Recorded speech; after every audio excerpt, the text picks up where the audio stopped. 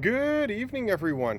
This would be day 4 of growing vegetables in Canada outdoors, as my daughter and I transitioned from the indoor grow season to now getting all of our stuff outdoors.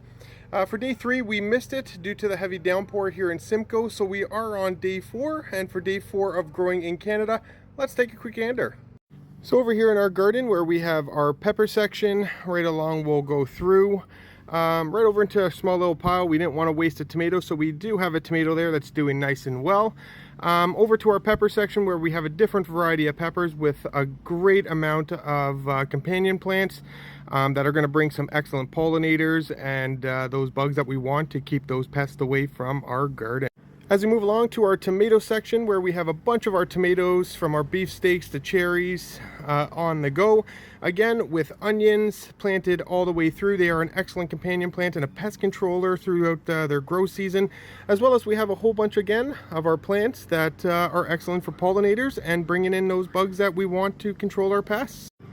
Over onto our cattle arches where we have a few cantaloupes on the go as well as a black diamond watermelon.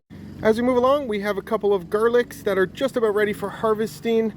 We have some celery, again, some more of our petunias, marigolds, asylums, a whole bunch of basil, curry, all the way through. Great companion plants and pest controllers. We have our corn over there with some basil. We have our callaloo, which is doing great, into another basil back there. Onto our second cattle arch where we have our loofah gourds on the go.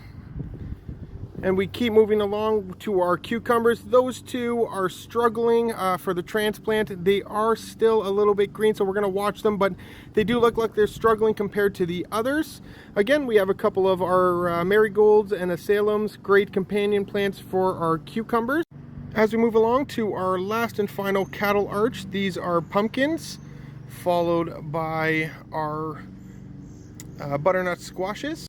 In the back row, we still have a couple of our cucumbers where we're going to fill in the rest of the spot down there with some kuka melons that we have growing indoors, as well as the last few spots there on our second cattle arch. As we keep moving on, we have our beans that, as you can see, they are gripping on and starting to enjoy the transplant. A few are still needing to take a little bit more sun in, but nonetheless, they look green, healthy, and growing well. Right along into the front of our beans, we have a bunch again of flowers from asylums, petunias, to marigolds, to our curries.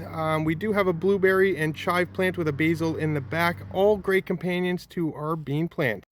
Over to our cold weather crops that we harvested one today to give to our neighbors. We are going to get these harvested as they are due. Right in front we have some carrots, followed by our beautiful beets that are just growing, looking great. We have some chive onions, some Italian oregano, thyme, rosemary. Again, we have another lavender plant and some onions that are looking great back there as well. So thank you so much for tuning in once again for day 4 here in Simcoe and in Canada.